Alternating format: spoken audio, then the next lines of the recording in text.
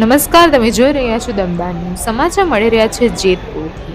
આજ રોજ Jetpur bus stand ખાતે પ્રજાપતિ બ્રહ્માકુમારીના પ્રતિનિધિત્વ હેઠળ સ્વચ્છતા એ સંસ્કાર અંગેનું માર્ગદર્શનનું કાર્યક્રમનું આયોજન આજરોજ કરવામાં આવ્યું હતું.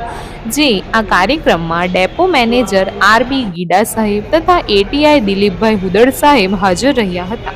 તેમજ વિદ્યાર્થીઓ, મુસાફરો તેમજ સ્ટાફને સ્વચ્છતા રાખવા બાબતનું માર્ગદર્શન આપવામાં આવ્યું હતું. દમદાર ન્યૂઝના સંવાદદાતા ઇન્દ્રજીતસિંહ ભાટી દ્વારા અહેવાલ. આજરોજ જેતપુર બસ સ્ટેન્ડ ખાતે સ્વચ્છતા હી સેવા અભિયાન અંતર્ગત બ્રહ્મા કોલેજના બેનરો આવેલા પધારેલા.